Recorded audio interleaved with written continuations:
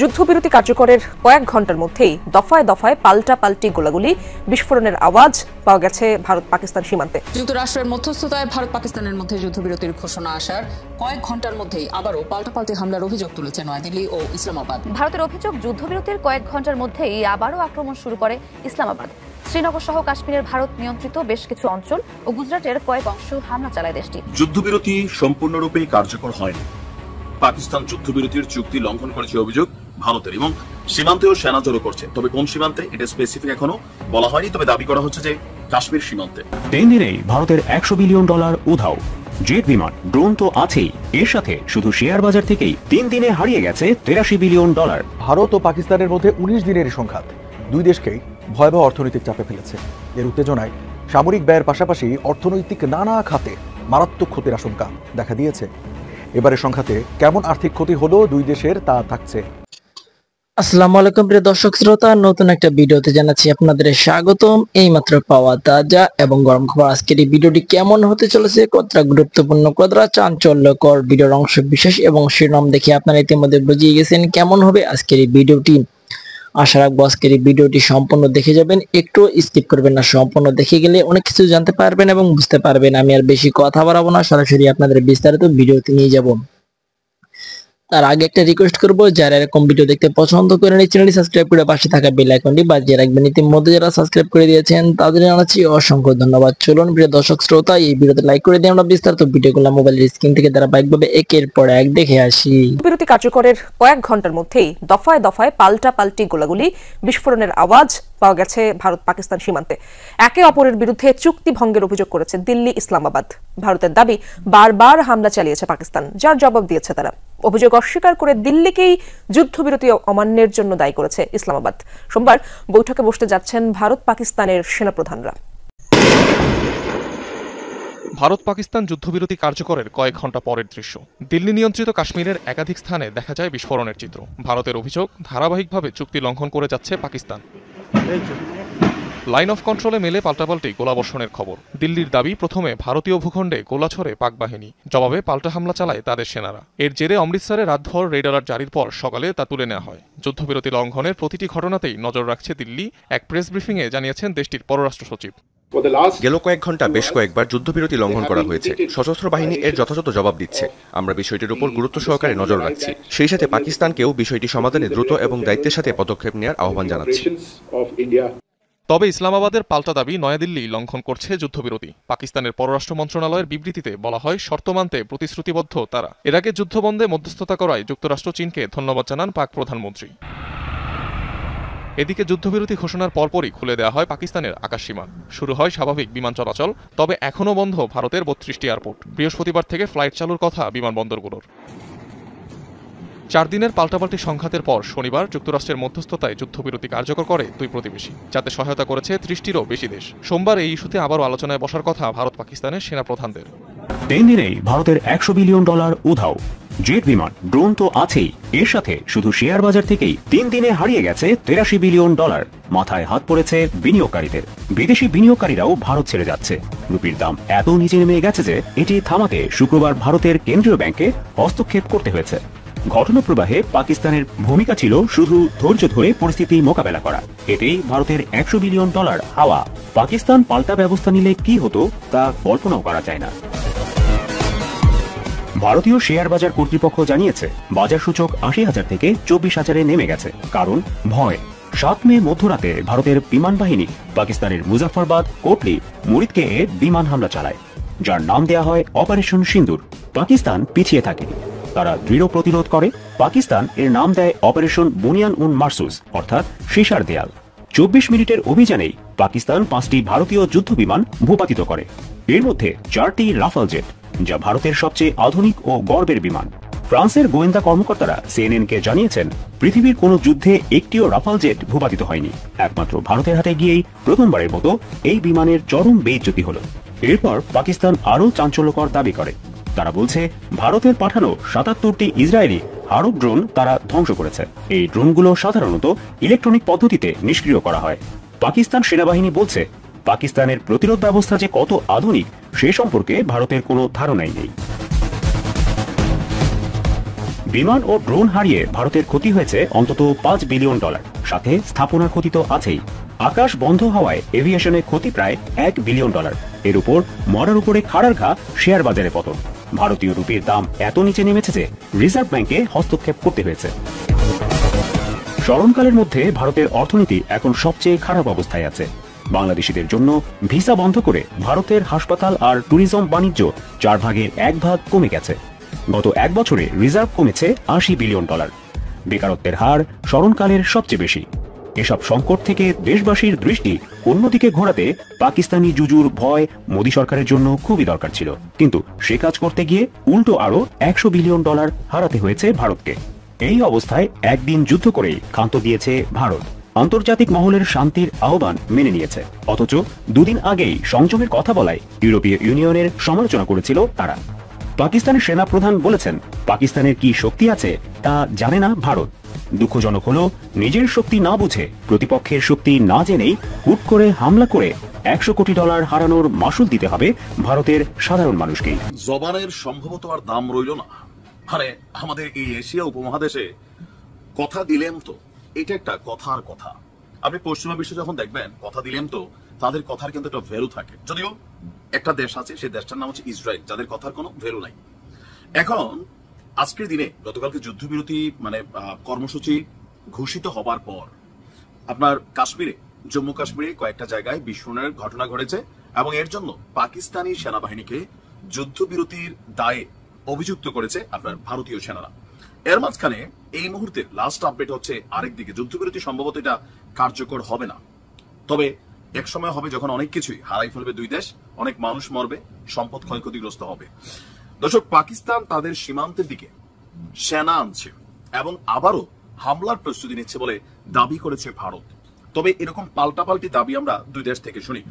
ভারতীয় সশস্ত্র বাহিনীর মুখপাত্র কর্নেল সুফিয়া কুরেশি, আলোচিত সেই মুসলিম নারী, তিনি এই তথ্য জানিয়ে বলছেন যে পাকিস্তানি সেনাদের মুভমেন্টের প্রেক্ষিতে ভারতও যথাযথ প্রস্তুতি নিয়েছে। তো তাহলে যুদ্ধবিরতির ইস্যুটা কোথায় যাচ্ছে? তিনি বললেন যে আমরা লক্ষ্য করছি পাকিস্তানের সেনাবাহিনী তাদের সেনাদের সম্মুখ অভিযানে আনছে কোথায়? সীমান্তবর্তী অঞ্চলে, যা নির্দেশ করছে উত্তেজনা আরো বাড়াতে আক্রমণের প্রস্তুতি নিচ্ছে তারা। তাদের অভিযোগ হচ্ছে পাকিস্তান এখনো দমে নাই, তারা যুদ্ধবিরতির এই ফাঁকটাতে সীমান্তে সম্ভবত বড় ধরনের কোন অভিযান চালাবে, যেটা সেনাপ্রধান আসিফ মুনিরের একটা বক্তব্যকে এখানে কোট করা ট্রাই করা হয়েছে। সোফিয়া বলছেন ভারতের সশস্ত্র বাহিনীও সর্বোচ্চ প্রস্তুতি নিয়ে আপনার বসে আছে। পাকিস্তানের সব ধরনের বৈরিতার জবাব ইতিমধ্যেই সফলভাবে ভারতের সেনাবাহিনী দিয়েছে। উত্তেজনা হ্রাস না করার যে প্রতিশ্রুতি ভারতের সশস্ত্র বাহিনীর রয়েছে, সেটি আমরা আবারও পুনর্ব্যক্ত করছি। মানে যেই দুই পক্ষ একদল আরেক দলকে যেভাবে উত্তেজিত করছে বা উস্কানি দিচ্ছে, হ্রাস মানে কমানোর যে প্রতিশ্রুতি ভারতের সেনাবাহিনী দিয়েছে, সেটা তারা আবারও পুনর্ব্যক্ত করে বলছে যদি পাকিস্তানি সেনাবাহিনী এমন প্রতিশ্রুতি দেয় তাহলে বিষয়টা অন্যদিকে যাবে। এখন ভারতের এই দাবির পরে আমরা দেখলাম যে আপনার এখন পর্যন্ত পাকিস্তান এটাকে নিশ্চিত করেনি যে সেনাদের সীমান্তের দিকে তারা নিয়ে যাচ্ছে কিনা। ইতিমধ্যেই আপনার জম্মু কাশ্মীরের যে সীমান্তবর্তী গ্রামগুলো খালি হয়ে গেছে, হাজার হাজার লোক তাদের বাড়ি ঘর, ব্যবসা বাণিজ্য প্রতিষ্ঠান, গরু ছাগল এগুলা ফালাইয়া তারা নিরাপদ আশ্রয় এখনো আছে। যুদ্ধবিরতি কার্যকর হলেও ভারত এবং পাকিস্তানের সীমান্তবর্তী যে বাসিন্দারা আছেন তারা কিন্তু তাদের গৃহে ফিরে আসেন নাই, কেননা পরিস্থিতি যে কোনো সময় বিগড়ে যেতে পারে। যেহেতু এখানে একটা যুদ্ধবিরতির লঙ্ঘনের অভিযোগ ভারত এনেছে এবং আন্তর্জাতিক গণমাধ্যম রয়টার্স, এএফপি, এপি তারা কিন্তু দাবি করেছে যে গতকালকে রাত্রেও পাকিস্তান হামলা চালিয়েছে। তবে পাকিস্তান এই বিষয়ে আপনার কোন ধরনের বক্তব্য দেয়নি। প্রধানমন্ত্রী শাহবাজ শরীফ তিনি বলছেন যে তারা যুদ্ধবিরতি কার্যকর রাখতে তাদের যে প্রতিশ্রুতি সেটাকে তারা কন্টিনিউ রাখবে। এখন এই যে ধরেন হঠাৎ করে পরিস্থিতি উল্টাপাল্টা হওয়া, আমি জানি না যে এটার আসলে আদৌ কারণ কি। দুইটা কারণ হইতে পারে, পলিটিশিয়ানদের চাপের মুখে হয়তো পড়তে হচ্ছে, দুই দেশেই দাবি করতেছে। এখন এই যুদ্ধে কার কি ক্ষয়ক্ষতি হয়েছে সেটা আমরা পরবর্তী ভিডিওতে আপনাদেরকে জানাবো। তবে আমি মনে করি দুই দেশেরই উচিত ধৈর্য ধারণ করা এবং বিষয়টাকে কূটনৈতিকভাবে সমাধান করা। যদি তা না হয় তাহলে একটা খোলা মাঠে দুই দেশের সেনাবাহিনী ছাইরা দেন, মন্ত্রী এমপিদেরকে ছাইরা দেন, সেনা প্রধানগুলোরে ছাইরা দেন, তারা যুদ্ধ করুক, যুদ্ধ করে কে বিজয়ী হবে পাকিস্তান নাকি ভারত দেখাই দেখ। সাধারণ মানুষের ঘর বাড়ি এগুলার নিরাপত্তা থাকা উচিত। পরিস্থিতি এমনই, পাকিস্তান এখন বিজয় উৎসব পালন করতে শুরু করেছে। খবরের শিরোনাম, যুদ্ধে ঐতিহাসিক বিজয় ঘোষণা পাকিস্তানের। জাতির উদ্দেশ্যে ভাষণ দিয়েছেন পাকিস্তানের প্রধানমন্ত্রী শেহবাজ শরীফ। পাকিস্তান ভারতের মধ্যে যুদ্ধবিরতি কার্যকর করে গুরুত্বপূর্ণ ভূমিকা রাখায় যুক্তরাষ্ট্র এবং চীনের ভূয়সী প্রশংসা করেছেন পাকিস্তানের প্রধানমন্ত্রী শাহবাজ শরীফ। একই সঙ্গে এই যুদ্ধবিরতিকে পাকিস্তানের ঐতিহাসিক বিজয় বলে দাবি করেছেন তিনি। খবর বিবিসি। দর্শক খেয়াল করেন, শেহবাজ শরীফ পাকিস্তানের প্রধানমন্ত্রী, তিনি কিন্তু শুধু যুক্তরাষ্ট্রের কথা উল্লেখ করতে পারতেন, কেননা ভারত বলছে যে যুক্তরাষ্ট্রের মধ্যস্থতায় ডোনাল্ড ট্রাম্প ঘোষণা দিয়েছেন, সারা চেষ্টার পর এই যুদ্ধবিরতি হয়েছে। কিন্তু শেহবাজ শরীফ চীনের প্রশংসা করছেন, কেননা এই যুদ্ধের পেছনে পাকিস্তানকে যে সামরিক সহায়তা, নৈতিক সমর্থন সবকিছু দিয়েছে কিন্তু চীন। সেই কারণে যুক্তরাষ্ট্রের পাশাপাশি চীনকে তিনি মেনশন করছেন। শনিবার মধ্যরাতে জাতির উদ্দেশ্যে দেয়া এক ভাষণে শেহবাজ শরীফ এসব কথা বলেন।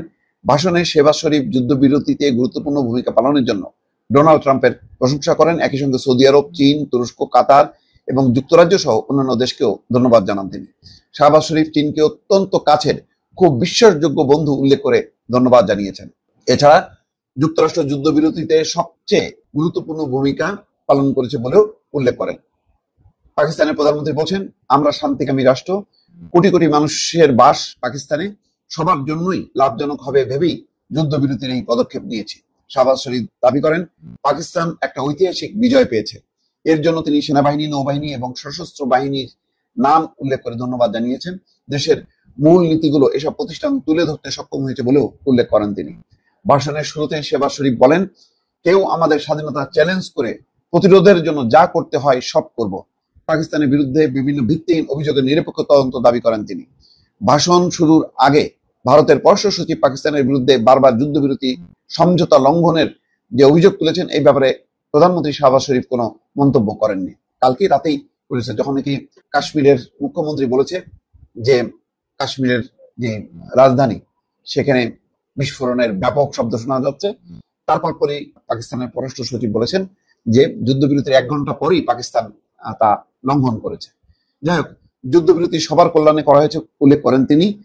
এছাড়া পানি বন্টন এবং কাশ্মীর সহ বিতর্কিত সব বিষয়ে আলোচনার মাধ্যমে সমাধান হবে বলেও মন্তব্য করেন পাকিস্তানের প্রধানমন্ত্রী। ভারত পাকিস্তান শান্ত হয়েছে, তাদের মধ্যে একটা যুদ্ধবিরতি কার্যকর হয়েছে। যা ঘটেছিল এটাকে ঠিক যুদ্ধ বলা যাবে না, এটা এক ধরনের সংঘর্ষ আমরা এভাবে বলবো। কিন্তু তারপরে দুটো স্বাধীন সার্বভৌম দেশ যখন পরস্পরকে জানিয়ে শুনিয়ে আক্রমণ শুরু করে, তখন সেটাকে এক ধরনের যুদ্ধ বলাই যায়। প্রতিটা যুদ্ধে যেটা হয়, যখন সিজ ফায়ার হয় বা একেবারেও শেষ হয়, তখনও একটা আলাপ সবসময় মাথাচাড়া দেয়। কে জিতলো আর কেই বা হারলো, যুদ্ধের ক্ষেত্রে যা দাঁড়ায়, প্রত্যেকেই বিজয় দাবি করে। আর বিশেষ করে এই ধরনের সীমিত সংঘর্ষে বিজয় দাবি করা তো খুবই স্বাভাবিক ব্যাপার, দুপক্ষই বিজয় দাবি করছে। কিন্তু আমরা যদি বলি আসলে পরাস্ত কে হয়েছে, আমি ব্যক্তিগতভাবে মনে করি ভারত এবং মোদি পরাজিত হয়েছে। আমি আবারও বলছি, আমি মনে করি ভারত এবং জনাব নরেন্দ্র মোদি বিশেষত পরাজিত হয়েছেন। এটা বহু দীর্ঘ ইম্প্যাক্ট তার উপরে পড়বে বলে আমি বিশ্বাস করি। এখন এই ক্ষেত্রে একটা কথা একটু বলে রাখা ভালো, যে এই যুদ্ধে অজস্র ইস্যু আছে। আজকে আমি জাস্ট যা ঘটলো, যে কারণে ঘটলো এবং কেন ভারত পরাজিত হয়েছে বলে মনে করি, অতটুকু নিয়ে কথা বলবো। এর বাইরে এটার স্ট্র্যাটেজিক ইম্প্যাক্ট, এটার ওয়েপনারি, এটার যুদ্ধে যেভাবে স্ট্র্যাটেজি ইউজ করা হয়েছে, যে স্ট্র্যাটেজিতে যুদ্ধ হয়েছে, সেগুলো ভবিষ্যৎ যুদ্ধ এই অঞ্চলে বা গ্লোবালি বিভিন্ন জায়গায় কিভাবে হতে পারে, সেটার একটা বড় আউটলাইন আমাদেরকে দিতে পারে। মিলিটারি ইন্ডাস্ট্রি কোন দিকে যাচ্ছে, কারা ভবিষ্যতে সেই ইন্ডাস্ট্রিতে ডমিনেট করবে, বহু আলোচনা হবে। সো আমি কয়েকটা ভিডিও আসলে এটা নিয়ে করব, সব কিছু আমি যতদূর বুঝি কাভার করার চেষ্টা করব। আজ হচ্ছে সেই জায়গাটা নিয়ে কথা, যে ভারতকে আমি কেন, মোদিকে কেন আমি পরাজিত বোধ করছি। তার আগে আমার সর্বশেষ ভিডিওর পর আসলে ভারত পাকিস্তান যুদ্ধ কভার করতে একটু দেরি হয়েছে, কারণ বাংলাদেশে তখন একটা গুরুত্বপূর্ণ ডোমেস্টিক ইস্যু এসে হাজির হয়েছিল। সেটা হলো আওয়ামী লীগের নিষিদ্ধ করা নিয়ে রীতিমতো আরেক শাহবাগ তৈরি, এবং শেষ পর্যন্ত যা হলো সেটার ইম্প্যাক্ট, সেটার বিভিন্ন দিক আলোচনা করতে গিয়ে ফলে কী ঘটলো সেটা নিয়ে একটু কথা বলি। আমাদের নিশ্চয়ই মনে আছে, আমরা ঘটনাগুলো যদি এভারেজ সামারাইজ করি, সেটা হচ্ছে ভারত প্রথম আক্রমণ করলো, পাকিস্তান ওই রাতেই ডিফেন্সিভ স্টেপ হিসাবে তারা ভারতের 5টা ফাইটার ডাউন করেছে বলে বলল। রয়টার্স 3টা ভারতের শাসিত কাশ্মীর থেকে, জম্মু কাশ্মীর থেকে জানিয়েছে, 3টা কনফার্ম করেছে।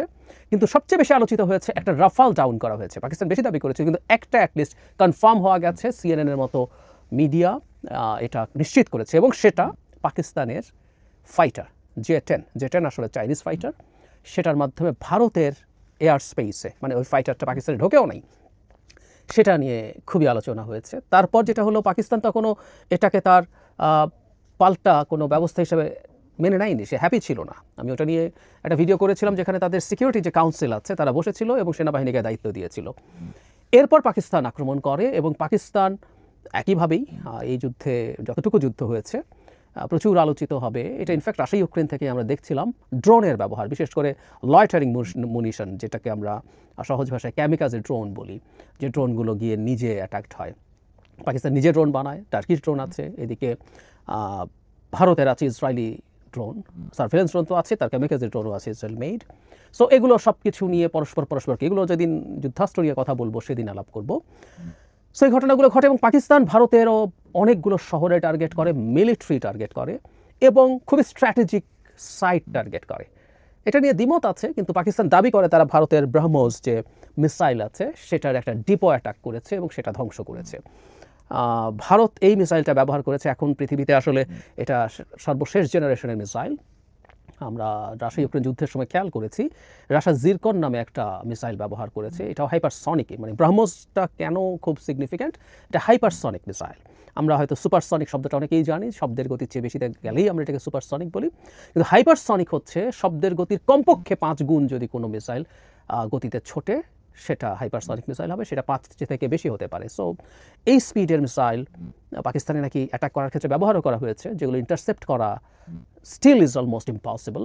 তো সেরকম একটা খুবই ভারত এই ব্রহ্মোস নিয়ে খুবই গর্ব করে, তার একটা ডিপোতে যদি অ্যাটাক্ট হয়ে থাকে, সেটা বাদও যদি বিভিন্ন মিলিটারি ইনস্টলেশনে যে আঘাত হয়েছে এবং ভারত স্বীকারও করেছে, তারা স্বাভাবিকভাবে যেটা হয় যুদ্ধের ক্ষেত্রে সত্য স্বীকার করা হয় না, অনেক ক্ষয়ক্ষতি হলেও তারা বলবে কম হয়েছে, কিন্তু ভারত স্বীকার করেছে যে এখানে ক্ষয়ক্ষতি হয়েছে, সোলজাররা আহত হয়েছে।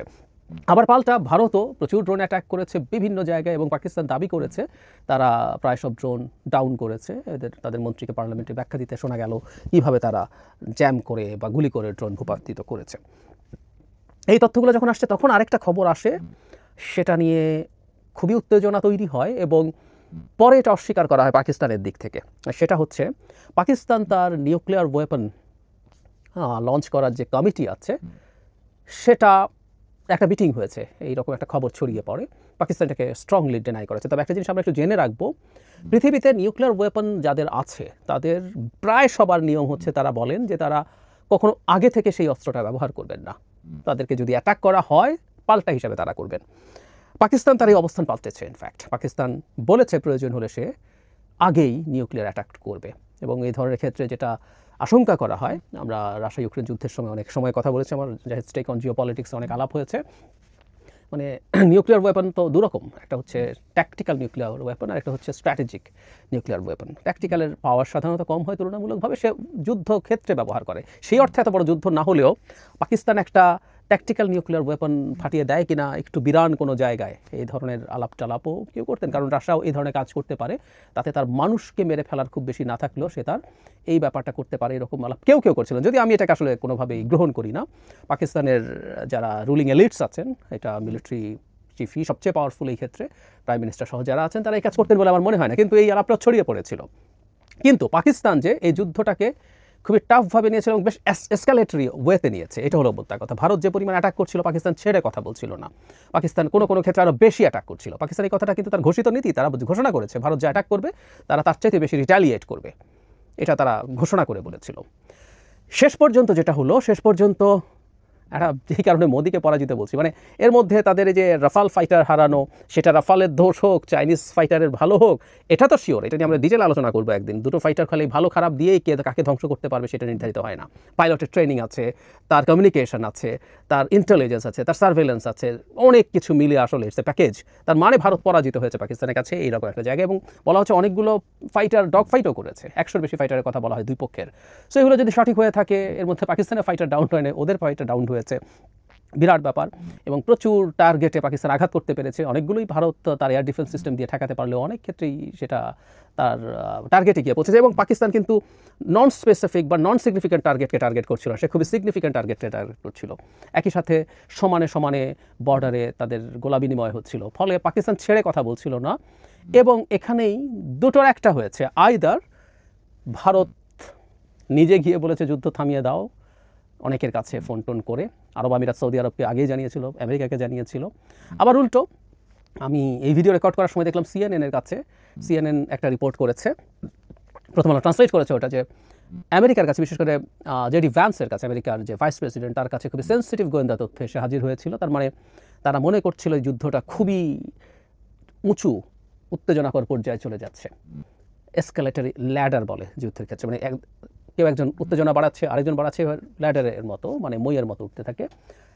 আমি মনে করি না এটা নিউক্লিয়ার অ্যাটাকের কথা, কিন্তু পাকিস্তান হয়তো খুবই ওয়াইড স্প্রেড একটা অ্যাটাক করতে যাচ্ছিল বিভিন্ন জায়গায়। ফলে আমেরিকা আসলে শেষ পর্যন্ত মোদিকে চাপ দিয়ে যুদ্ধ থামিয়েছে, যেটা একটা ডিজাস্টার আমি মনে করি। এটাই আসলে মোদির পরাজয়। যুদ্ধে দুই পক্ষই পরস্পরের যা যা ক্ষয়ক্ষতি করেছে কেউ কারো চাইতে কম করেনি, বরং মানে ভারত তার লেটেস্ট একটা যদি মানে রাফাল হয়, রাফালের দিকে সবার মনোযোগ ছিল, কিন্তু SU-30ও যদি পাকিস্তান ডাউন করে থাকে, 3টার কথা তো জানাই যায়, তো সেটাও অনেক বড় ব্যাপার। এই সব পরাজয়, এইটা খুবই টেকনিক্যাল জায়গায় তার পরাজয়ের মতো দেখাচ্ছে, পরাজয় আছে বলা যাবে।